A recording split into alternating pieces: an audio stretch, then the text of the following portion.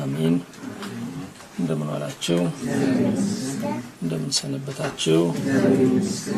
ምህረቱ ብዙ የሆነ በቸርነቱ የሰበሰበን እግዚአብሔር ስሙ የተመሰገነ ይሁን። የትምህርታችን ተከታታይ ርዕስ የኤፌሶን መልእክት ትርጓሜ የሚል ነው። እግዚአብሔርን አጋዥ አድርገን የአምስተኛውን ቀን ትምህርታችንን እንጀምራለን። የሐዋርያው የጳውሎስ መልእክት ወደ ኤፌሶን ሰዎች የተላከ ምዕራፍ 1 ቁጥር 5 እስከ 6 ያለውን በጸሎት መንፈስ ሆነን እናነባለን። በበጎ ፈቃዱ እንደወደደ በኢየሱስ ክርስቶስ ሥራ ለእርሱ ልጆች ልንሆን አስቀድሞ ወሰነን። በውድ ልጁም እንዲያው የሰጠን የጸጋው ክብር ይመሰገን ዘንድ ይህን አደረገ። ያለህ የነበርክ ለዘላለምም የምትኖር ቅዱስ እግዚአብሔር አብ፣ ቅዱስ እግዚአብሔር ወልድ፣ ቅዱስ እግዚአብሔር መንፈስ ቅዱስ አንድ አምላክ እናመሰግናለን። አሜን። ምህረትህን ያበዛህልን በይቅርታ ከጥፋት ከመዓትም የሰወርከን አምላክ በእውነት እናመሰግናለን። አሜን። በንጹህ ደምህ የዓለምን ኃጢአት ይቅር ያልክ የእኛንም ኃጢአት ያስተሰረይክ የእግዚአብሔር ልጅ ኢየሱስ ክርስቶስ በአብ ቀኝ ያለኸው ታላቁ ሊቀ ካህናት እናመሰግናለን። አሜን። ያጽናናህን፣ ያስተማርከን፣ ያበረታህን፣ የደገፍከን እስከዚህ የመራሃን እግዚአብሔር መንፈስ ቅዱስ ከፍ ከፍ እናደርግሃለን። አሜን። ስለማይነገር ፍቅርህ፣ ስለማይነገር ቸርነትህ፣ ስለማይነገር ባለጠግነትህ ጌታ ሆይ ተመስገን። አሜን። አሁንም በፊትህ አለን። እኛነታችንን ወስደህ አንተነትህን ሙላብን። አሜን። አሁንም በፊትህ አለን። ከምኞታችን ይልቅ የተመኘህልን ካየነው ይልቅ ያየህልን ይድረሰን። አሜን። በመናነክስበት ነገር ዛሬ ብርታትን ስጠን። አሜን። ለድካማችን፣ ለትካዚያችን፣ ለስብራታችን፣ ለእንባ ዘመናችን ይህች ሰዓት ይህች ቀን ድንበር ትሁን። አሜን። ጌታ ሆይ ይህችን ደቂቃ ይህችንም ቀን ደግሞ ያለፈው ዘመን መከራችን አይሻገር። አሜን። ያለፈው ዘመን ድካማችን አይሻገር። አሜን። የሞትን ድንበር በቀራንዮ ያደረክ ጌታ ዛሬ በምህረት ደግሞ የፈተናችንን ድንበር አድርግለት። አሜን። በመምጣትህ ተስፋ ልባችንን ደስ ያሰኘ በመምጣትህ ደግሞ በዘላለም ቤት የምትሰበስበን አምላክ ክብር ላንተ ይሁን። አሜን። ይህን የኤፌሶንን መልእክት ያጻፈው ያ ብሩክ መንፈስህ ዛሬም ደግሞ ከብሩክ ምንጭ እንዲቀዳልን በትርጓሜም እንዲገኝልን እንጸልያለን። አሜን። በሰላም ጀምረን እስክንፈጽም ጥበቃህ በዙሪያችን፣ ማዳን ምህረትህ በመካከላችን ትሁንልን። አሜን። አዚምን፣ ድንዛዜን፣ ስንፍናን፣ መታከትን፣ ቸልታንም ሁሉ ሊዘራብን የወጣ የክፉ ኃይል ሁሉ በስምህ ስልጣን፣ በደምህ ጉልበት፣ በትንሣኤ ኃይል የተነሳ ይሁን። አሜን። በሚመጣው በዚህ ቃልህ ጓዳችን ይባረክ። አሜን። ቤታችን ይፈወስ። አሜን። ምድራችን ነጻ ትውጣ። አሜን። የማያስተውሉ አንተን ይመልከቱ። አሜን። ድንቁርናም ይሻር። አሜን። የእውቀት ብርሃን ምድሪቱን ይግዛ።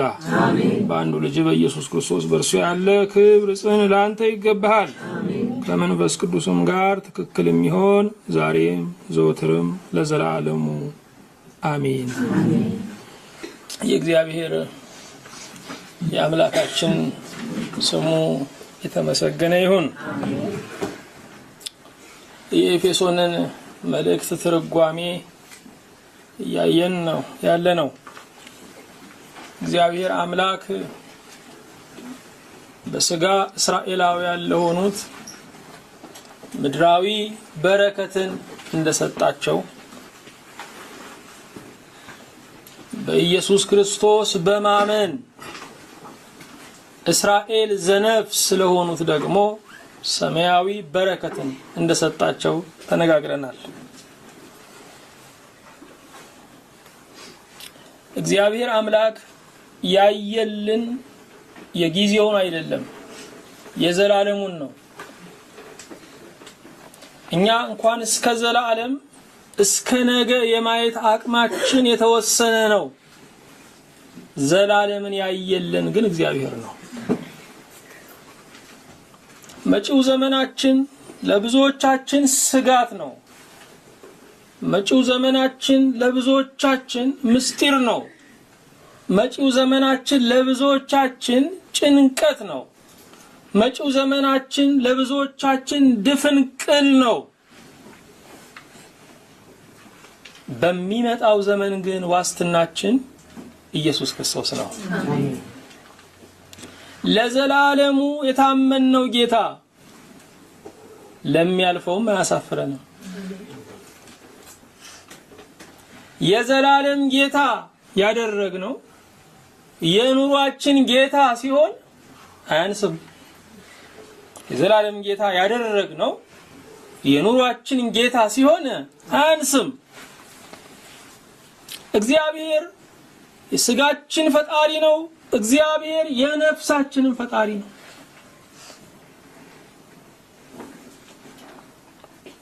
ስለዚህ እርሱ ልጆቹን በሰማያዊና በምድራዊ በረከት እንደሚባርካቸው ተነጋግረናል። በሐዲሱ ኪዳን ግን በኢየሱስ ክርስቶስ በማመን የምናገኘው የነፍስ በረከትን ነው። የሥጋ በረከቱንማ የማያምኑትም እያገኙት ነው። ያውም ከኛ በተሻለ መንገድ የማያምኑትም እያገኙት ነው። እኛ በማመን ያገኘነው ትርፍ ምንድነው? እኛ በማመን ያገኘነው ትልቅ ነገር ምንድነው? የነፍስ በረከት ነው። ከኔ ጋር አሁን እርሱ ለኛ ያለው ሐሳብ፣ እርሱ ለኛ ያለው እቅድ፣ እርሱ ለኛ ያለው ፍቅር ዘላለማዊ ነው። ዓለም ከተፈጠረ ዘመን ከተቆጠረ የጀመረ አይደለም።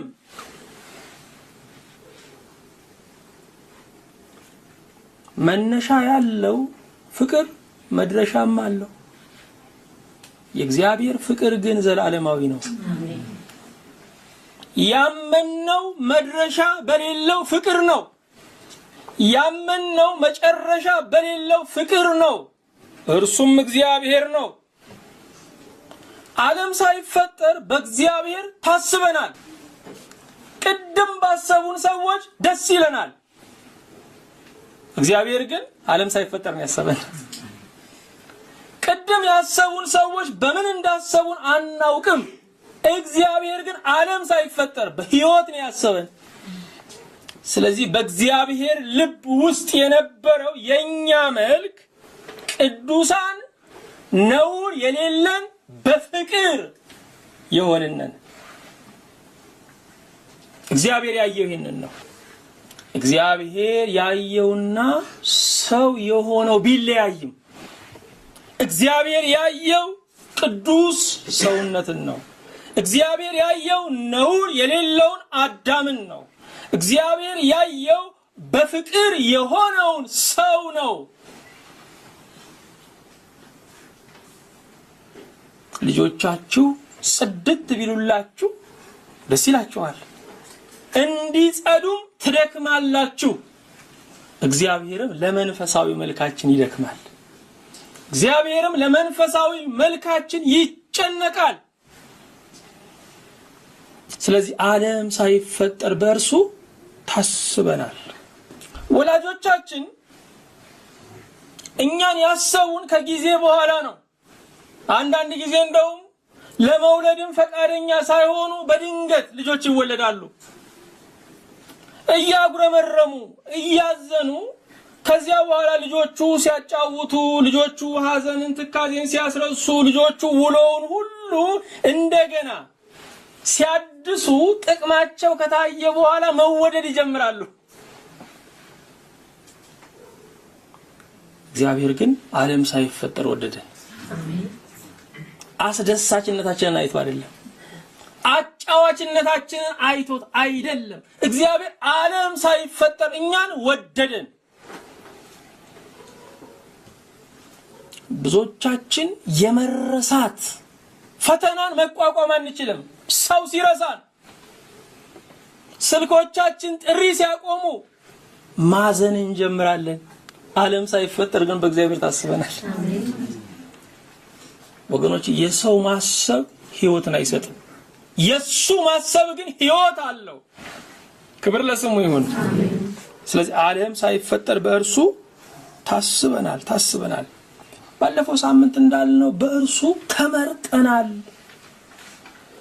መወደድ ብቻ ተመርጠናል። መመረጥ ትልቅ ክብር ነው። መመረጥ ትልቅ ፍቅር ነው።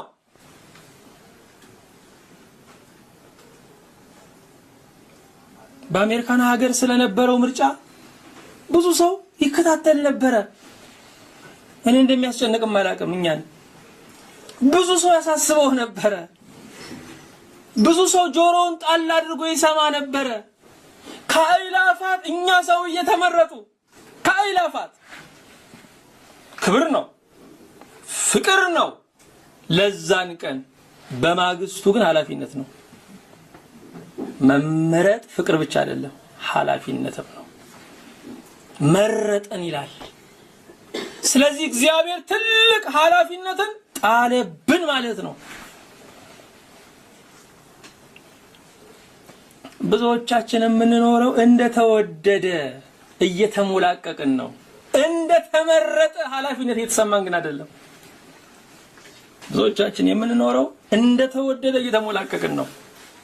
እንደተመረጠ ግን ኃላፊነት እየተሰማን አይደለም።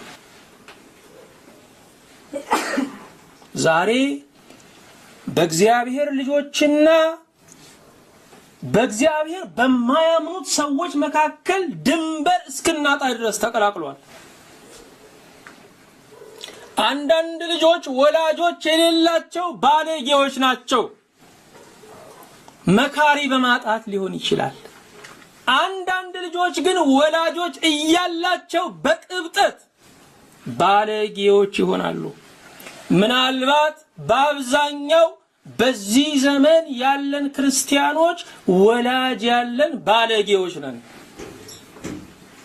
ወላጅ ያለን ባለጌዎች ነን። እነኛ ወላጅ የሌላቸው ባለጌዎች ሆነው ሊሆን ይችላል ሳይመከሩ። እኛ ግን ተመክረን የባሰብን፣ ተምረን የባሰብን። እግዚአብሔር በምሕረቱ ያስበን። ችግሩ ምንድነው ስንል እንደተወደደ ብቻ ስለምንኖር ነው። እንደተመረጠ እየኖርን አይደለም። እኛን የሚጠብቁ ግለሰቦች ብቻ እንዳይመስላችሁ፣ አገሮች ሁሉ አሉ። የሚደንቃችሁ ነው። ስንት የአሕዛብ አገሮች እኮ አሉ እኛን የሚጠብቁ ወገኖቼ። እኛን የሚጠብቁ ግለሰቦች ብቻ አይደለም፣ እኛን የሚጠብቁ ሀገሮች አሉ። እንደተመረጠ ሰው ማሰብ፣ እንደተመረጠ ሰው ማቀድ፣ እንደተመረጠ ሰው መጸለይ፣ እንደተመረጠ ሰው መዘጋጀት ያስፈልገናል። በበጎ ፈቃዱ ይላል ቀጥሎ። በበጎ ፈቃዱ የእግዚአብሔር ፈቃድ በጎ ነው። በጎ ነው። የሰው እርሻ ነው አረም ያለው። የእግዚአብሔር እርሻ፣ የእግዚአብሔር ፈቃድ ግን ዘር ብቻ ነው። የኛ ፈቃድ የሰው እርሻ ነው፣ መታረም አለበት። ዘሩ ራሱን አያርምም። አጠገቡ ያለውን መንቀልም አይችልም። ገበሬው ግን ያርመዋል። የኛ ፈቃድ በእግዚአብሔር ፈቃድ መታረም አለበት። የኛ ፈቃድ በእግዚአብሔር ፈቃድ መመዘን አለበት። እግዚአብሔር እንደኛ አይደለም፣ እኛ ግን እንደ እግዚአብሔር መሆን አለብን። እግዚአብሔር እንደኛ ካሰበ፣ እግዚአብሔር እንደኛ ከፈቀደ እግዚአብሔርነቱ ይቀራል። እግዚአብሔር ነው። ፈቃዱ ሉዓላዊ ነው። ፈቃዱ ፈቃዳችንን ይገዛል። ፈቃዱ ምናችንን ይገዛል? ፈቃዳችንን ይገዛል። ስለዚህ የእግዚአብሔር ጌትነቱ፣ የእግዚአብሔር ኃያልነቱ፣ የእግዚአብሔር ብርታቱ በፈቃዳችንም ላይ ጭምር ነው። የቤቴ ራስ ብቻ ሳይሆን የፈቃዴም ራስ ነው። የቤቴ ራስ ብቻ ሳይሆን የፈቃዴም ራስ ነው። ያልሆነው እኔ የፈቀድኩት ነው፣ እሱ የፈቀደው ግን እየሆነ ነው። እግዚአብሔር ይመስገን። አዎ ያልሆነው እኔ የፈቀድኩት ነው፣ እሱ የፈቀደው ግን ከልካይ የለው፣ እየሆነ ነው። ለጥያቄዎቻችን ሁሉ ሙሉ መልስ ማግኘት ከባድ ነው። ከጥያቄ ሁሉ የሚያሳርፈን ግን እንደ ፈቃዱ ይሁን ነው። የሞቱትን፣ የከዱንን፣ የተቸገሩትን፣ የወደቁትን ብዙ በልባችን ላይ የሚጉላሉትን ወገኖች ስናስብ ጥያቄ ይበዛብናል። እግዚአብሔር ግን አዋቂ ነው። አሜን። ይሄ ያሳርፋል። ስለማንም ከእግዚአብሔር በላይ ደግ አይደለንም። ስለ ልጆቻችንም ከእግዚአብሔር በላይ ደግ አይደለንም። እግዚአብሔር የሚሰራውን የሚያውቅ አምላክ ነው። እግዚአብሔር በስራው ቅዱስ ነው። ማስተዋሉ አይመረመርም፣ ፈቃዱ አይተችም። እንዴት ደስ ይላል! እግዚአብሔር ይመስገን። የእግዚአብሔር ፈቃድ ይህንን ዓለም ካለመኖር ወደ መኖር አምጥቶታል። የእግዚአብሔር ፈቃድ ይህንን ዓለም ከመኖር ወደ አለመኖር ይመልሰዋል።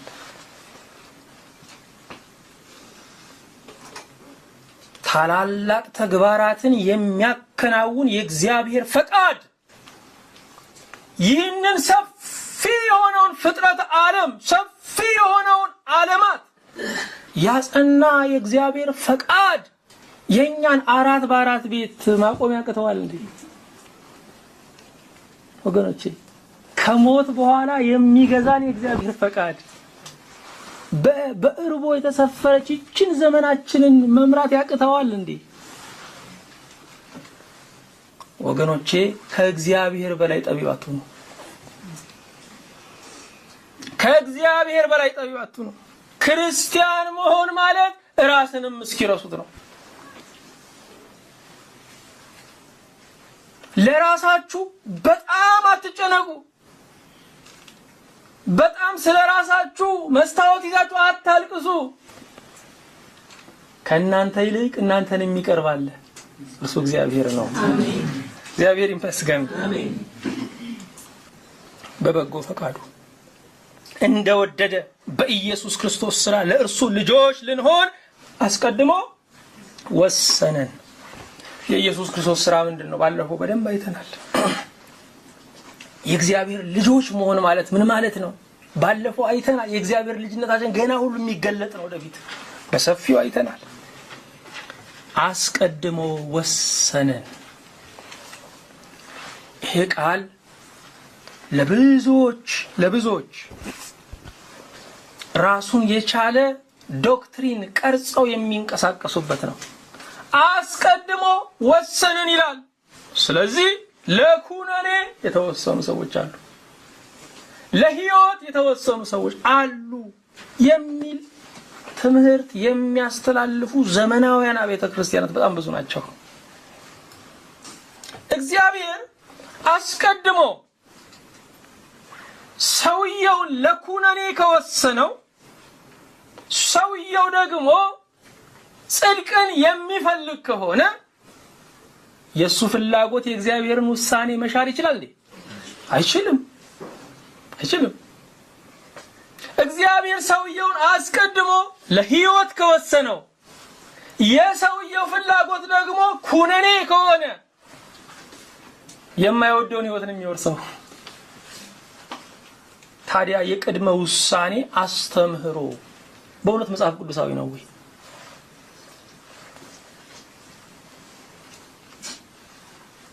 በእርሱ የሚያምን ሁሉ የዘላለም ሕይወት እንዲኖረው እንጂ እንዳይጠፋ እግዚአብሔር አንድያ ልጁን እስኪሰጥ ድረስ ዓለሙን እንዲሁ ወዷል ነው የሚለው። አንዳንዶችን አይደለም የወደደው፣ መድኃኒትን ያመጣው ፍቅሩ ነው። እሱ ደግሞ በፍቅሩ ዓለምን ነው የወደደው። ሕዝብና አሕዛብን ያገናኘው ድልድይ የእግዚአብሔር ፍቅር ነው። ሕጉም አላገናኘም ወገኖቼ። ሕዝብና አሕዛብን ያገናኘው ድልድይ የእግዚአብሔር ፍቅር ነው። ለዓለም ሁሉ በሽታ መፍትሄ የሆነው ፍቅር የሚባለው መድኃኒት ነው። ሕግ የሚባለው መድኃኒትማ ለተሰጣቸው ለእስራኤላውያን ኩነኔ ያጸናባቸው። ስለዚህ እሱ ዓለምን ነው የወደደው። መዳን የወጣው ከእግዚአብሔር ፍቅር ነው። መዳን የተገኘው ከእግዚአብሔር የፍቅር ስራ ነው። ስለዚህ አንዳንዶች ለኩነኔ ተመድበዋል ማለት ኢየሱስ ክርስቶስ ለአንዳንዶች ነው የሞተው ማለት ነው። ግን እነኚህ ሰዎች እንደዚሁ በሎጂክ አይደለም ይሄን ነገር የሚያስረዱት። አንዳንድ የመጽሐፍ ቅዱስ ጥቅሶችን እየጠቀሱ ነው። አንዱ የሚጠቀሰው አስቀድሞ ወሰነን የሚለው የክፍል ነው። መጽሐፍ ቅዱሳችሁን ዳር እስከ ዳር ስታነቡት እግዚአብሔር ለሕይወት ለጽድቅ እንደወሰነን ይናገራል። አንድ ስፍራ ላይ ግን ለኩነኔ እንደወሰነን አይናገርም። እግዚአብሔር ለኩነኔ ወስኖን ሊፈርድብን አይነሳም። ምክንያቱም የተከበረው የሱ ውሳኔ ነው። እግዚአብሔር ግን ለሕይወት ወስኖናል። እግዚአብሔር ለሕይወት መርጦናል። የእግዚአብሔር የሕይወት ምርጫ ግን አሁንም ተግባራዊ የሚሆነው ከኛ ፈቃድ ጋር ሲገናኝ ነው። ስለዚህ ወገኖቼ በዓለማውያንና በክርስቲያኖች መካከል ያለው ልዩነት ምንድነው ስንል ፈቃዱን ወይም ምርጫውን ውሳኔውን መቀበልና አለመቀበል ነው። ልዩነቱ ይሄ ነው። መቀበልና አለመቀበል ነው ልዩነቱ። እግዚአብሔር ግን ሕይወትን ወስኖልናል። ስሙ ይባረክ። አሜን። ለልጆቻችሁ እየወሰናችሁ ነው እስከ አካለ መጠን የምታቆዩአቸው። በወሰናችሁላቸው ውሳኔ አትጸጸቱ። ልጆቹም አይወቅሷችሁም። እንደ ወላጅነታችሁ ከፍቅራችሁ የተነሳ የተሻለውን ምርጡን ለልጆቻችሁ ትወስናላችሁ። እግዚአብሔር እንደ አባትነቱ መጠን የዘላለም ሕይወትን ለልጆቹ ወስኗል። እግዚአብሔር ይመስገን። ታዲያ ቅድመ ውሳኔን የሚያራምዱ ሰዎች የሚጠቅሷቸው ጥቅሶች አሉ። ባለፈው አንዱን አይተናል። ዛሬ ሰፊ ክፍል ደግሞ የሆነውን ሮሜ 9 ቁጥር 6 እስከ 24 ያለውን ነው የምናየው። እስቲ በማስተዋል ሆናችሁ አዳምጡ። ላንብብላችሁ። ነገር ግን የእግዚአብሔር ቃል የተሻረ አይደለም። እነዚህ ከእስራኤል የሚወለዱ ሁሉ እስራኤል አይደሉምና የአብርሃምም ዘር ስለሆኑ ሁላቸው ልጆች አይደሉም። ነገር ግን በይስሐቅ ዘር ይጠራልሃል ተባለ። ይህም የተስፋ ቃል ልጆች ዘር ሆነው ይቆጠራሉ እንጂ እነዚህ የሥጋ ልጆች የሆኑ የእግዚአብሔር ልጆች አይደሉም ማለት ነው። ይህ በዚህ ጊዜ እመጣለሁ ለሳራም ልጅ ይሆንላታል የሚል የተስፋ ቃል ነውና። ይህ ብቻ አይደለም፣ ነገር ግን ርብቃ ደግሞ ከአንዱ ከአባታችን ከይስሐቅ በጸነሰች ጊዜ ልጆቹ ገና ሳይወለዱ በጎ ወይም ክፉ ምንም ሳያደርጉ ከጠሪው እንጂ ከሥራ ሳይሆን በምርጫ የሚሆን የእግዚአብሔር ሐሳብ ይጸና ዘንድ ለእርሷ ታላቁ ለታናሹ ይገዛል ተባለላት። ያዕቆብን ወደድኩ ኤሳውን ግን ጠላው ተብሎ እንደተጻፈ ነው። እንግዲህ ምን እንላለን? በእግዚአብሔር ዘንድ አመጽ አለ ወይ? አይደለም። ለሙሴ የምምረውን ሁሉ እምረዋለሁ፣ ለምራራለትም ሁሉ እራራለታለሁ ይላልና። እንግዲህ ምህረት ለወደደ ወይም ለሮጥ አይደለም፣ ከሚምር ከእግዚአብሔር ነው እንጂ። መጽሐፍ ፈርዖንን ኃይሌን በአንተ አሳይ ዘንድ ስሜም በምድር ሁሉ ይነገር ዘንድ ለዚህ አስነሳሁ ይላልና። እንግዲህ የሚወደውን ይምረዋል፣ የሚወደውንም እልህኛ ያደርገዋል። እንግዲህ ስለምን እስካሁን ድረስ ይነቅፋል? ፈቃዱንስ የሚቃወም ማን ነው ትለኝ ይሆናል። ነገር ግን አንተ ሰው ሆይ ለእግዚአብሔር የምትመልስ ማን ነህ? ስራ ሰሪውን ስለምን እንዲህ አድርገህ ሰራኸኝ ይለዋልን? ወይም ሸክላ ሰሪ ከአንዱ ጭቃ ክፍል አንዱን ዕቃ ለክብር አንዱንም ለውርደት ሊሰራ በጭቃ ላይ ስልጣን የለውምን? ነገር ግን እግዚአብሔር ቁጣውን ሊያሳይ ኃይሉንም ሊገልጥ ወዶ አስቀድሞ ለክብር ባዘጋጃቸው በምህረት ዕቃዎች ላይ የክብሩን ባለጠግነት ይገልጽ ዘንድ ለጥፋት የተዘጋጁትን የቁጣ ዕቃዎች በብዙ ትዕግስት ከቻለ እንዴት ነው? የምህረቱ ዕቃዎችም ከአይሁድ ብቻ አይደሉም፣ ነገር ግን ከአሕዛብ ደግሞ የጠራን እኛ ነን ይላል። ስለ ቃሉ የእግዚአብሔር አምላካችን ስም የተመሰገነ ይሁን። ንባቡ ስታዳምጡት ይመስላል አይደለ?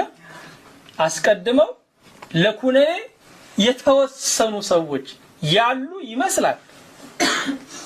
በንባቡ በድምጫ የመሰላቸው ሰዎች አሉ። እስቲ ክፍሉን በደንብ እንየው። የሮሜ መልእክት ሁለት ክንፎች ያሉት መልእክት ነው። አንደኛው ክንፍ የሰው ፍጹም ኃጢአተኝነት ሲሆን ሁለተኛው ክንፍ የእግዚአብሔር ፍጹም አዳኝነት ነው።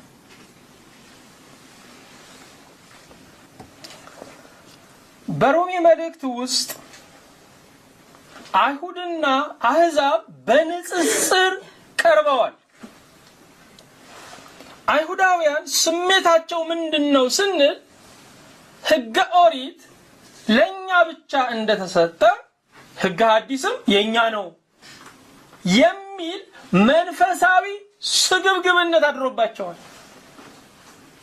እግዚአብሔር ግን የአሕዛብም አምላክ ነው።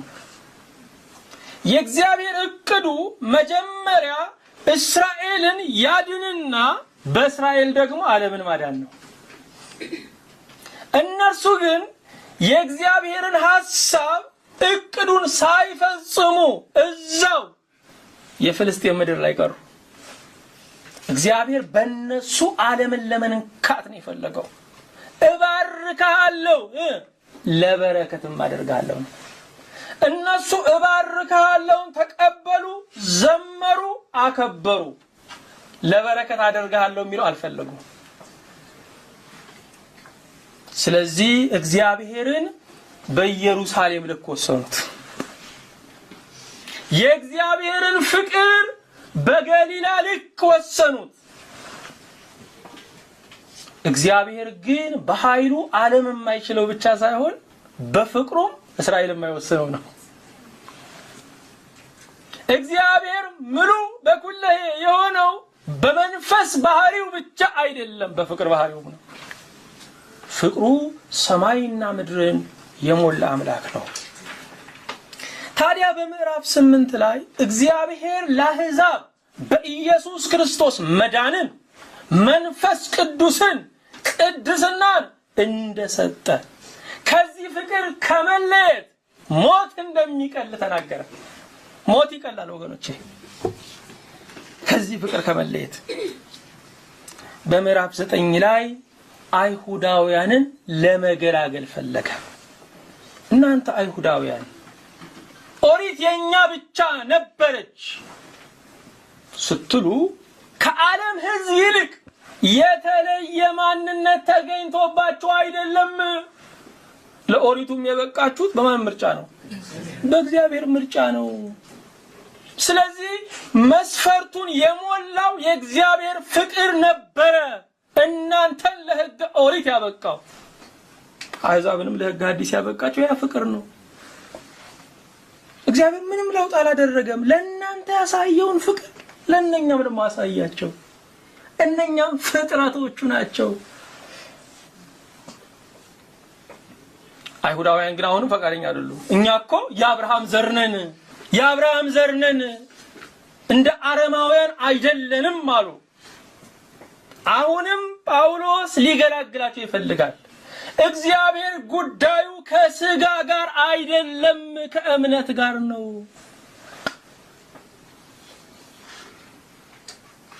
የቄስ ዘር ከመሆን ጋር አይደለም ጉዳዩ። እግዚአብሔር የሊቃውንት ዘር ከመሆን ጋር አይደለም ጉዳዩ። እግዚአብሔር የነደጃች የነፊት አውራሪ ዘር ከመሆን ጋር አይደለም ጉዳዩ። እግዚአብሔር ከታሪካችን ይልቅ ለዛሬ እሽታችን ቅርብ ነው። እግዚአብሔር ይመስገን። እግዚአብሔር ከታሪካችን ይልቅ ለዛሬ እሽታችን ቅርብ ነው። ታሪካችሁ ምንም ይሁን እግዚአብሔር የታሪክ ሂሳብ አይተሳሰብም። ታሪካችሁን በንስሐ ዘግቶ ታሪኩን ይጽፍላችኋል። እግዚአብሔር ይመስገን። ይሄ ነው በቃ ወገኖቼ፣ ይሄ ነው የደግነት ታሪክ ካላችሁ ዛሬ የሰማችሁት የክርስቶስ ደግነት የእናንተን ደግነት ይበልጠዋል። ይሄን ደግነት እስክትሰሙ የእናንተ ደግነት የዋህነታችሁ፣ ቡቡነታችሁ፣ ሩሩነታችሁ ምናልባት ገዝቷችሁ ሊሆን ይችላል። ልክ ነው። ትልቁ ደግነት ሲመጣ ትንሹ ደግነት ስፍራ ይለቃል። ትላንት አመፀኞች ከነበራችሁ ዛሬ በስሙ ምህረት አግኝታችኋል። እግዚአብሔር ከታሪካችን ጋር አይደለም ጉዳዩ፣ ከዛሬ እምነታችን ጋር ነው።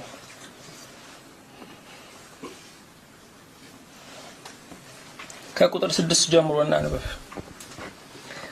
ነገር ግን የእግዚአብሔር ቃል የተሻረ አይደለም። ሮሜ ስንት ላይ ያለ ነው? 9 ቁጥር 6 እነዚህ ከእስራኤል የሚወለዱ ሁሉ እስራኤል አይደሉምና የአብርሃምም ዘር ስለሆኑ ሁላቸው ልጆች አይደሉም። ነገር ግን በይስሐቅ ዘር ይጠራላል ተባለ።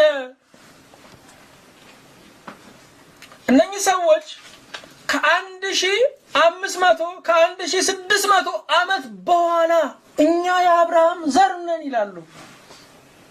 እግዚአብሔር ግን አብርሃም ራሱ በሕይወት በነበረበት ዘመን የአብርሃም ልጅ ብሎ የጠራው ይስሐቅን ነው። አብርሃም የብዕር ልጁ እስማኤል ነው። እግዚአብሔር እስማኤልን ልጅህ አላለ። እስማኤል ተወልዶ የ12 ዓመት ልጅ ሳለ እግዚአብሔር ለአብርሃም ምን አለው? አንድ ልጅህን ይስሐቅን አለው።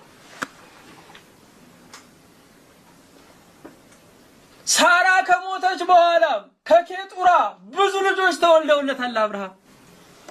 2000 ዓመት ተሻግሮ የአብርሃም ዘር ነኝ ማለት አይደለም። አብርሃም በሕይወት በነበረበት ጊዜ ከአብራኩ የተከፈሉ የስጋው ፍላጭ አጥንቱ ቁራጭ የሚባለው የስጋው ቁራጭ አጥንቱ ፍላጭ የሚሆኑት ልጆቹ በሙሉ በእግዚአብሔር አልተቆጠሩ። እግዚአብሔር ተስፋ የሰጠው ከሳራ የሚወለደው ልጅ ነው። የተስፋው ዘር ማን ነው? ይስሐቅ ነው። ስለዚህ በአብርሃም ህልውና እንኳን አብርሃም በሕይወት እያለ እንኳን በህርነት አላሸነፈም። በበህርነት ቢሆን ነው እስማኤል የአብርሃም ልጅ ይባል ነበር። ከኬጡራ የተወለዱ ልጆች ነበሩ ብዙዎች፣ እነሱም ልጆች ይባሉ ነበር። እግዚአብሔር ግን እንደ ቃሉ የሆነውን ዘር ቆጠረ። እግዚአብሔር በእኛ ውስጥ የሚቆጥረው እንደ ቃሉ የሆነው ነው።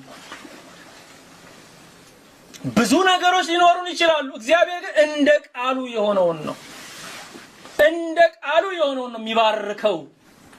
እንደ ቃሉ የሆነውን ነው እግዚአብሔር የኔ የሚለው። ስለዚህ 5ቱ የኛ ይሆናሉ። እንደ ቃሉ የሆነው አንዱ ግን የእግዚአብሔር ይሆናል። የሚባረከው በሚመጣው ዘመን ስማችንን የሚያስጠራው እንደ ቃሉ የሆነው ነው። እንደ ቃሉ የሆነው ነው። ስለዚህ እነኛ አይሁዳውያን እኛ እኮ የአብርሃም ዘሮች ነን፣ እንደማንም አሕዛብ እንደማንም ቆላፋን እንዳልተገረዙት አይደለንም እያሉ ነው የሚመኩት 2000 ዓመት ተሻግረው። ነገር ግን ከአብርሃም ከራሱ አብራክ የተከፈሉ ባይኖቹ የሚያያቸው ሁሉም አልተቆጠሩ። እንደ ቃሉ የሆነው ማን ተቆጠረ? ይስሐቅ ተቆጠረ። ስለዚህ ከአብርሃም ጋር ያለን ዝምድና የእምነት እንጂ የሥጋ አይደለም ነው። እነኚህ እስራኤላውያን እነኚህ ትምክህተኞች የአብርሃም አባትነት ካማራቸው አብርሃም ከተወለደበት እምነት መወለድ አለባቸው።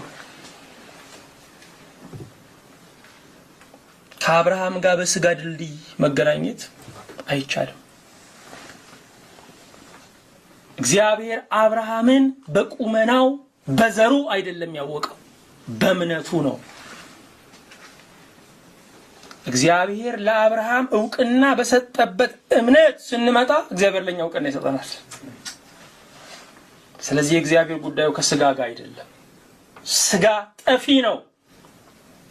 የእግዚአብሔር ጉዳዩ ከእምነት ጋር ነው። ከእምነት ጋር ነው። ወገኖች ዛሬ የምትወዷቸው ወላጆቻችሁ እንኳን ሳይቀሩ እውነተኛ ዘመዶቻችሁ የሚሆኑት በመንፈስ ሲወለዱ ነው። በእምነት ሲወለዱ ነው። ስጋ ታሪኩ ያበቃል። የስጋ መጨረሻው መቃብር ነው። የእምነት ግቡ ግን ሰማይ ነው። ስለዚህ ከጊዜው የተወለድናቸውን ከዘላለም ብንወለዳቸው ዝምድናችን የማያልቅ ነው የሚሆነው። እግዚአብሔር ስለሚያልቀው ዘር አያወራም። እግዚአብሔር ስለማያልፈው ዘር ነው የሚያወራው። እግዚአብሔር በእርግጥም እስራኤልን ግን መርጧል። እስራኤልን ግን የመረጠበት መስፈርቱ ከአሕዛብ የተሻሉ ስለሆኑ አይደለም፣ ከፍቅሩ የተነሳ ነው። ትምክህትን የሚወልደው ደግሞ ከኔ የሆነ ነገር አለ የሚል አስተሳሰብ ሲኖር ነው። ሁሉ ከእግዚአብሔር ነው ካልን ምንድነው የምንሆነው? ትሁት ነው የምንሆነው።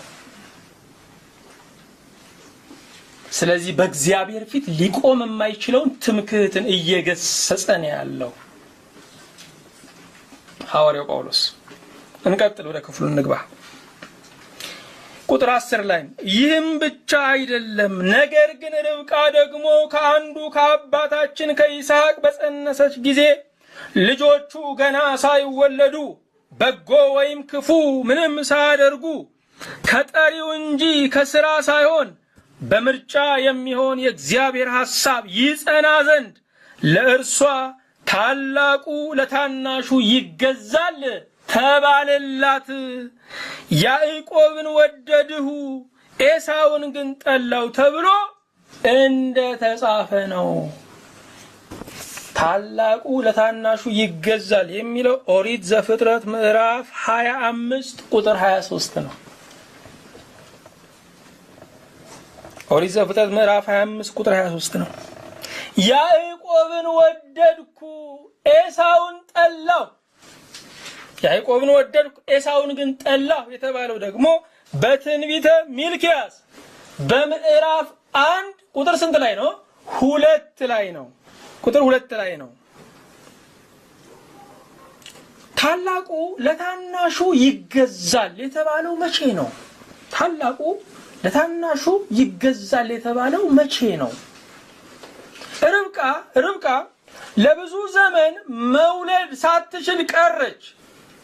እግዚአብሔር ዘግይቶ ብዙ ፍሬ በማይጸኗ ሰጣት፣ መንታ አረገዘች። ነገር ግን እርግዝናዋ ላይ ጭንቀት ነበራት፣ ሐሳብ ነበራት። በጣም ታዳምጥ ነበረ። ምንድነው የምታዳምጠው? ጽንሱ በሆዷ ውስጥ ምን ይል ነበረ? ይገፋፋ ነበረ። ስለዚህ ነገር ማን ይጠየቃል?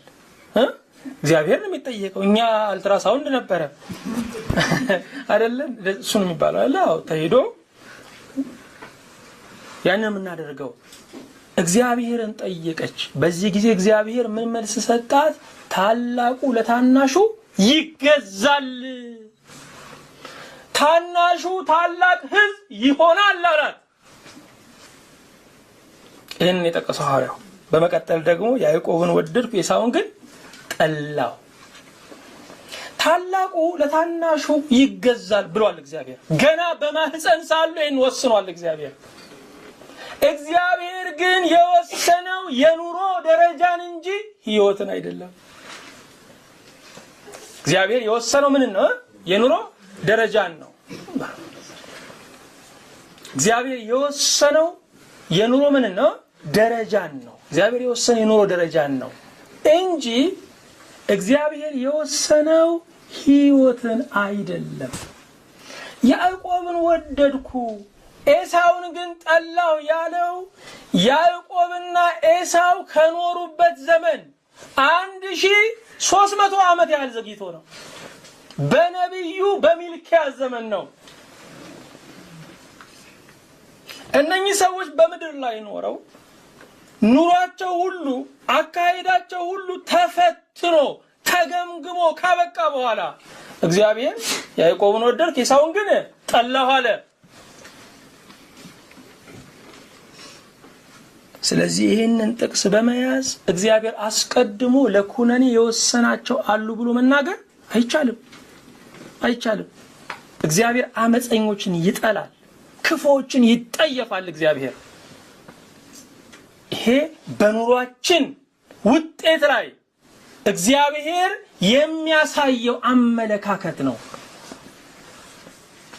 ስለዚህ ታላቁ ለታናሹ ይገዛል የሚለው የኑሮ ደረጃን የሚመለከት ነው። ዛሬም የኑሮ ደረጃ አለ። የሚመሩን ሰዎች አሉ፣ የምንመራ ህዝቦች ደግሞ አለን። የሚመሩን ሰዎች በሰብዕና አይበልጡንም፣ በድርሻ ግን ይለያሉ። እግዚአብሔር ዛሬም ለአንዳንዶች የገዥነትን ስልጣን ይሰጣል፣ ለአንዳንዶች ደግሞ መገዛትን ይወስናል። ይሄ ማለት ግን የሰውነት ልዩነት፣ የህይወት ልዩነት አይደለም፣ የፍቅር ልዩነት አይደለም።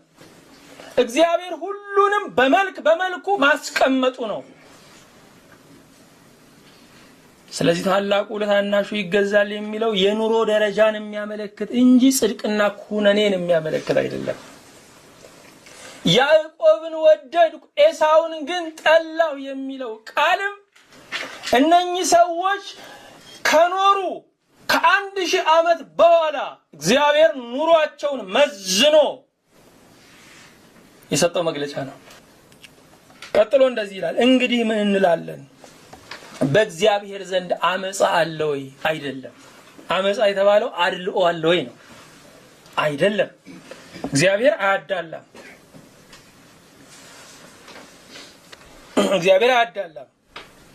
ቀጥሎ ምን ይላል? ለሙሴ የምምረውን ሁሉ እምረዋለሁ፣ ለምራራለትም ሁሉ እራራለታለሁ ይላልና እንግዲህ ምህረት ለወደደ ወይም ለሮጠ አይደለም ከሚምር ከእግዚአብሔር ነው እንጂ። ይህን ቃል የምናገኘው ዘፍጥረት 33 ቁጥር 19 ላይ ነው። ዘፍጥረት 33 ቁጥር 19 ላይ ነው። ታሪኩ እንደዚህ ነው። ሙሴ 40 ቀንና 40 ሌሊት በተራራው ላይ በዘገየ ጊዜ የእስራኤል ልጆች ሁሉ ወደ አሮን ተሰበሰቡና ከግብጽ ምድር እየመራ ያወጣን ሙሴ ምን እንደሆነ አናውቅም፣ ስለዚህ አማልክት ስራልን አሉት። ሙሴ ምን እንደሆነ ካላወቁ የሚደረገው ሌላ መሪ መምረጥ ነው አይደል እንዴ? ሌላ አምላክ መረጡ። አያችሁ፣ ያመጻቸው የዳቦ ስሙ ሙሴ ነው። የነሱ ፍላጎታቸው ግን አማልክት ነው። ሰው ትክክለኛውን ነገር አይደለም የሚጠይቀው፣ አስታኮ ነው። በዚህ ጊዜ ጥጃ ምስል ሰርተው ለጥጃ ምስል ምን አሉ? ሰገዱ። እግዚአብሔር አዘነባቸው። ቀምሰው እንዳልቀመሱ በሆኑ ሰዎች እግዚአብሔር ያዝናል። አይተው እንዳላየ በሆኑ ሰዎች እግዚአብሔር ያዝናል። በእስራኤል ብቻ እንዳይመስላችሁ በብዙዎቻችን አዝኖብናል እግዚአብሔር። ስንሻገር እንረሳለን። እግዚአብሔር ሲያሳልፈን እንረሳለን። በጎነቱን ሲያበዛ እንረሳለን። ወገኖቼ የቱ ነው የሚሻለን? መከራ ነው የሚሻለን ወይስ ደስታ ነው የሚሻለን? እግዚአብሔር ምን እንደሚመርጥልን ተቸግሯል። ምን እንደሚመርጥልን አንዳንዶቻችንን እንደውም እግዚአብሔር እያመጣጠነ ነው የሚያኖረን።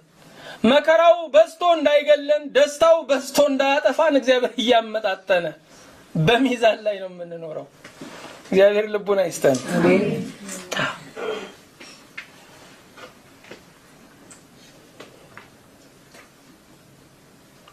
በዚህ ጊዜ ሕዝቡን አጠፋለሁ አለ እግዚአብሔር። ሙሴ የኔን ስም ከሕያዋን መጽሐፍ ደምስሰው አለ። በሙሴ ቤዛነትን እስራኤል አይድኑ።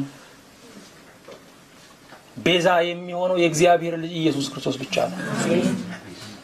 ጳውሎስም እንደዚህ ብሏል እኮ በዚሁ ክፍል ላይ። ጳውሎስም በቃ በስጋ ዘመዶቼ ስለሆኑ ስለ ወንድሞቼ ከክርስቶስ ተለይቼ እኔ ራሴ የተረገምኩ እንደሆነ እጸልይ ነበርና አለ። ምንም ጳውሎስ ቢወጣም እስራኤል አይገቡ። ያ ልዋጭ ያ ምትክ ክርስቶስ ብቻ ነው። ሙሴም ልክ እንደዚህ ነው ያለው፣ የኔን ስም ደምስሰው አለው። እግዚአብሔር ግን የሙሴን ልመና ሰማና ህዝቡን ይቅር አለው፣ አለፈው። በዚህ ጊዜ ምን አለ እግዚአብሔር? ምህረት ለወደደ ወይም ለሮጠ አይደል ነው፣ ከላይ ነው ያለው። የምምረውን ሁሉ ምረዋለሁ፣ ለምራራለትም ሁሉ ራራለታለሁ አለ። እግዚአብሔርን እንዲምር የሚያደርገው የምህረት ጠባዩ ነው። ከሰው አስገዳጅ ነገር ተገኝቶ አይደለም። አንዳንድ ነገስታት በህግ ያሰሯቸውን ሰዎች በዲፕሎማሲ ጫና ይፈታሉ፣ ምህረት ያደርጋሉ። እግዚአብሔር በጫና ምህረት አያደርግም። መልካምነታችንም አይጫነው፣ ጎበዞችም ስለኛ ተከራክረው አይጫኑትም። እግዚአብሔር መማር ባህሪው ስለሆነ ነው። እግዚአብሔር የገዛ ባህሪውን አክብሮ ነው የማረን። እግዚአብሔር ይመስገን። እግዚአብሔር የራሱን ባህሪ አጽድቆ ነው ይቅር ያለን። የምምረውን ሁሉ ምረዋለሁ፣ ለምራራለትም ሁሉ ራራለታለሁ። ስለዚህ ምህረት ቀድሞ ለመጣም አይደለም፣ ለወደደም አይደለም። መምጣት አይገባንም ማለት አይደለም። መውደድ መምረጥ አይገባንም ማለት አይደለም። እግዚአብሔር አስቀድሞ ሊምረን ስለተዘጋጀ ነው። ስለዚህ የምህረትን ምስጋና መውሰድ ያለበት የኛ ፍላጎት ሳይሆን የሱ የመማር ባህሪ ነው። ግልጽ ነው ሐሳቡ። እግዚአብሔር ይመስገን። ታዲያ እነኚህ የቅድመ ውሳኔ አራማጆች የምምረውን ሁሉ እምረዋለሁ የሚለውን ቃል የምኮንነውንም እኮንነዋለሁ የሚል ጨምረው እያነበቡበት ነው። እግዚአብሔር የምምረውን እምረዋለሁ የምኮንነውን እኮንነዋለሁ አላለም። እግዚአብሔር ምህረቱን ነው እያጠነከረ ያለው። እግዚአብሔር ምህረቱን ነው እያገነነ ያለው። እግዚአብሔር ምህረቱን ነው እየተረከ ያለው። ስለዚህ ራሳችንን በምህረት መስክ ላይ ስናገኘው ከማሪው ጌታ የተነሳ ነው። ቀጥለን እንመልከት።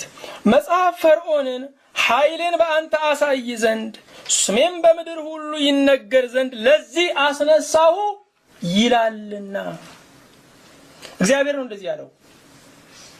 ኃይሌን በአንተ አሳይ ዘንድ ስሜም በምድር ሁሉ ይነገር ዘንድ ለዚህ አስነሳሁ ብሎታል። ልብ አድርጉ። ለዚህ ፈጠርኩ ግን አላለው። ለዚህ አስነሳሁ አለ።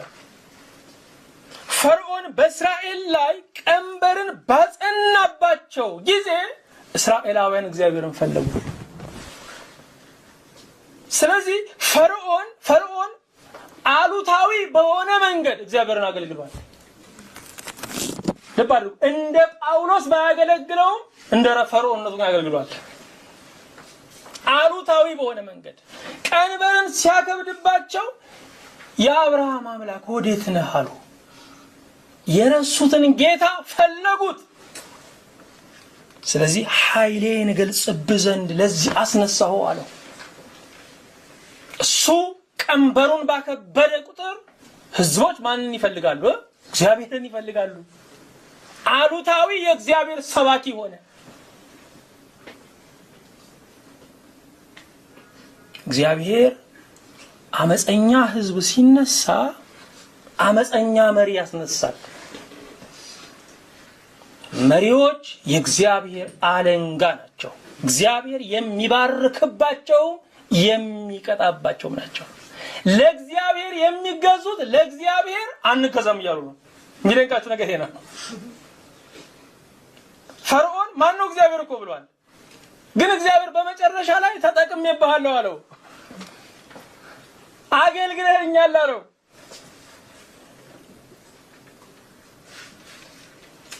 ታዲያ እግዚአብሔር ፈርዖንን ለመቅጫነት ከተጠቀመበት ፈርዖን ባደረገው ነገር እግዚአብሔር ይጠይቀዋል ወይ? ኃይሉን ነው ያብራራው። የእግዚአብሔርን ክብር ነው የገለጠው። እግዚአብሔር ሊጠይቀው ይችላል ወይ? ከልጅነታቸው ጀምረው እንደው አቅም ቢኖረኝ ይሄንን ህዝብ እገርፈው ነበር የሚሉ ሰዎች አሉ። ከልጅነት ጀምሮ ምኞታቸው ነው። እግዚአብሔር የሚገረፍ ሕዝብ ሲገጥመው ለእነኚህ ሰዎች አቅም ይሰጣል። ምኞት ጸሎት ነው። እግዚአብሔር የልባቸውን ምኞት አደመጠን የሚለው ወገኖቼ፣ የሚቀጣ ሕዝብ ሲገጥመው፣ የሚገረፍ ሕዝብ ሲገጥመው ለእነኚህ ሰዎች እግዚአብሔር ኃይል ይሰጥና ሕዝቡን ይገርፈዋል። ታዲያ እነኚህ ሰዎች የሚጠየቁት በሰሩት ስራ ሳይሆን በምኞታቸው ነው። የሚጠየቁት በሰሩት ስራ አይደለም። የሚጠየቁት በመናቸው በምኞታቸው ነው። ስለዚህ ወገኖቼ ለምኞታችን ጠንቃቃ ነው። ለምንመኘው ነገር ጠንቃቃ ነው። ኃይሌን በአንተ አሳይ ዘንድ ስሜም በምድር ሁሉ ይነገር ዘንድ ለዚህ አስነሳሁ አለው እግዚአብሔር። ቀጥሎ ያለውን ቃል ለምን ፈልገው? እንግዲህ የሚወደውን ይምረዋል፣ የሚወደውንም እልህኛ ያደርገዋል። እስቲ እንሂድ። ስለ ፈርዖን ነው የሚናገረው። ኦሪት ዘጸአት ላይ እንሂድ። እግዚአብሔር አምላክ ፈርዖንን እልህኛ ያደረገው መቼ ነው? በዘጸአት 9 ቁጥር 12 ላይ እግዚአብሔርም የፈርዖንን ልብ አጸና፣ እግዚአብሔር ለሙሴ እንደተናገረው አልሰማቸውም ይላል። አልሰማቸውም። የማንን ልብ አጸና? የፈርዖን ልብ አጸና። እግዚአብሔር የፈርዖንን ልብ ያጸናው በመጨረሻው ሰዓት ነው። ለብዙ ዓመታት ግን ለብዙ ጊዜያት ግን ልቡን ያጸናው ራሱ ፈርዖን ነው። እስቲ እንሂድ፣ ተወሰኑ ጥቅሶችን እንመልከት። ዘጸአት 7 ቁጥር 13 ላይ እግዚአብሔርም እንደተናገረ የፈርዖን ልብ ጸና፣ አልሰማቸውም ይላል። አሁንም ዘጸአት 7:22 ላይ የግብጽም ጠንቋዮች ባስማታቸው እንዲህ አደረጉ፣ እግዚአብሔርም እንደተናገረ የፈርዖን ልብ ጸና፣ አልሰማቸውም ይላል። ሶስተኛ ደግሞ ምዕራፍ 8 ዘጸአት ምዕራፍ 8 ቁጥር 15 ላይ ፈርዖንም ጸጥታ እንደሆነ ባየ ጊዜ ልቡን አደነደነ፣ እግዚአብሔርም እንደተናገረ አልሰማቸውም። ቁጥር 19 ላይ ይህስ የእግዚአብሔር ጣት ነው አሉት ይልና የፈርዖን ልብ ግን ጸና፣ እግዚአብሔርም እንደተናገረ አልሰማቸውም። አሁንም ምዕራፍ 8 ቁጥር 32 ላይ ግልጽ ባለ ቋንቋ ፈርዖንም በዚህ ጊዜ ደግሞ ልቡን አደነደነ፣ ሕዝቡንም አልለቀቀም። ልቡን ያደነደነው ማን ነው? ፈርዖን ራሱ ነው። ስንት ጊዜ ሆነ ነው እስካሁን? ምዕራፍ 9 ቁጥር 7 ላይ ደግሞ ይላል ፈርዖንም ላከ፣ እነሆም ከእስራኤል ልጆች ከብት አንድስ እንኳን አልሞተም፣ የፈርዖን ልብ ግን ደነደነ፣ ሕዝቡንም አልለቀቀም ይላል። ስንት ጊዜ? 6 ጊዜ። በሰባተኛው እንደዚህ ይላል ምዕራፍ 9 ቁጥር 12 ላይ እግዚአብሔርም የፈርዖንን ልብ አጸና። እግዚአብሔርም የፈርዖንን ልብ አጸና። ለብዙ ጊዜያት ያህል ለብዙ ዘመናት ያህል ልቡን ያጸናው ማን ነው? ፈርዖን ነው። በመጨረሻ እግዚአብሔር የፈርዖንን ልብ አጸናው። እግዚአብሔር ብዙ ዘመን ይናገራል። የማንመለስ ከሆነ በመጨረሻ ልባችንን በማጽናት ለቅጣት ያመቻቸናል። ፈርዖንን ልቡን አጸናና እግዚአብሔር በኤርትራ ባህር ፍጻሜ ሰጠው። እግዚአብሔር ቃሉን ይሄንን አታድርጉ የሚል ቃል ወደኛ ይልካል። ቃሉን ሲልክ ኃይሉንም አብሮ ይልካል፣ መፈጸም የምንችልበትን። ወዲያው ከሰማነው የመፈጸም ጉልበት አለን። ከዋለ ካደረ በኋላ ግን ትእዛዙ ይቀርና ኃይሉ ይመለሳል። ደግመን ስንሰማው ይሄማ ትናንት የሰማሁት አይደለም፣ አሁንም ደግመን ስንሰማው ለመድኩት ይሄንማ እንላለን። በመጨረሻ እግዚአብሔር ልባችንን በማጽናት ለቅጣት ያመቻቸናል። ስለዚህ ወገኖቼ እግዚአብሔር ሲናገረን ፈጥኖ መታዘዝ ነው። ደግሞ ደግሞ ደግሞ ከተናገረ በኋላ በመጨረሻ ልባችንን አጽንቶ ለቅጣት ያመቻቸናል። እግዚአብሔር ከዚህ ይሰውረን። ስለዚህ የፈርዖን ልብ እግዚአብሔር ያጸናው በመጨረሻ ነው። አስቀድሞ ግን የራሱን ልብ ያጸናው የራሱን ልብ ያደነደነው ማን ነው? ፈርዖን ነው።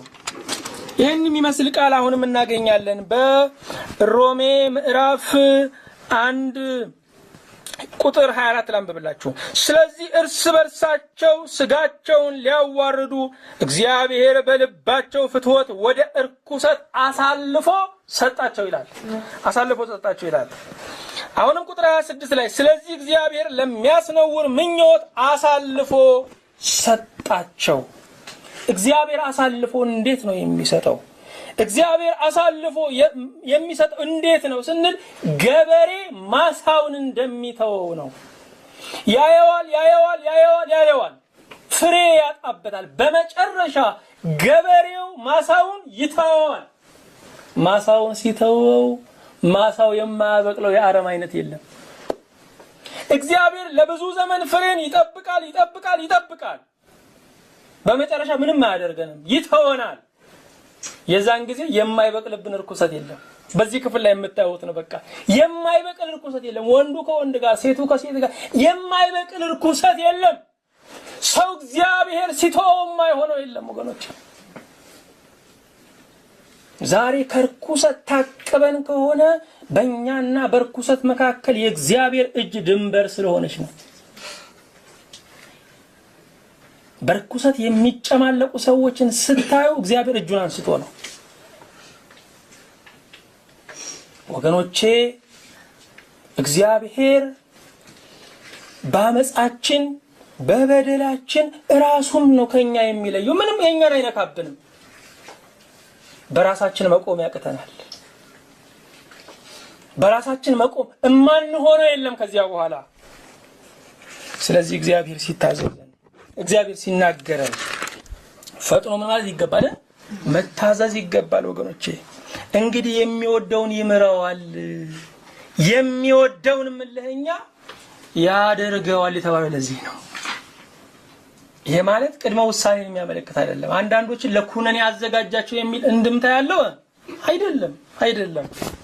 እንቀጥል። አሁንም ሮሜ 9 ቁጥር 19 ላይ እንግዲህ ስለምን እስካሁን ድረስ ይነቅፋል? ፈቃዱንስ የሚቃወም ማን ነው ትለኝ ይሆናል። ምን ማለት ነው? እሱ አመፀኝነትን ወስኖብህ አንተ አመፀኛ ብሎ እንዴት ይነቅፋል?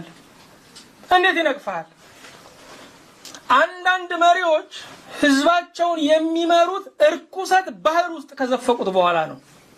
የረከሰ ትውልድ መሪውንም አያይም፣ ስለ ሀገሩም አይቆጭም። ስለዚህ በነውርዳ ይገዙታል። አገር ተበላሸ፣ ትውልድ ጠፋ ስትሏቸው ላያቸው ያዘው፣ ውስጣቸው ደስ ነው የሚላቸው። አረም የበቀለችልኝ እያሉ፣ አመጻይ ፍላጎት የበቀለችልኝ እያሉ እግዚአብሔር ለርኩሰት ጥሎን እንደገና ረከሳችሁ ብሎ አይቆጣንም። ግልጽ ነው የምናገረው። እግዚአብሔር ማንንም በርኩሰት ውስጥ አይጥልም። እግዚአብሔር ለማንም አመፀኛነትን አይበይንበትም። ያመጽን ዋጋ ግን እግዚአብሔር ይሰጣል። እንግዲህ ስለምን እስካሁን ድረስ ይነቅፋል? ፈቃዱንስ የሚቃወም ማን ነው ትለኝ ይሆናል ይልና ነገር ግን አንተ ሰው ሆይ ለእግዚአብሔር የምትመልስ ማነህ? ስራ ሰሪውን ስለምን እንዲህ አድርገህ ሰራኸኝ ይለዋልን? ወይ ሸክላ ሰሪ ከአንዱ ጭቃ ክፍል አንዱን ዕቃ ለክብር አንዱንም ለውርደት ሊሰራ በጭቃ ላይ ስልጣን የለውምን? ነገር ግን እግዚአብሔር ቁጣውን ሊያሳይ ኃይሉንም ሊገልጥ ወዶ አስቀድሞ ለክብር ባዘጋጃቸው በምህረት ዕቃዎች ላይ የክብሩን ባለጠግነት ይገልጥ ዘንድ ለጥፋት የተዘጋጁትን የቁጣ ዕቃዎች በብዙ ትዕግስት ከቻለ እንዴት ነው? ልብ አድርጉ፣ ልድገምላችሁ። አስቀድሞ ለክብር ባዘጋጃቸው፣ ቀጥሎ ደግሞ ለጥፋት የተዘጋጁት የቁጣ ዕቃዎች።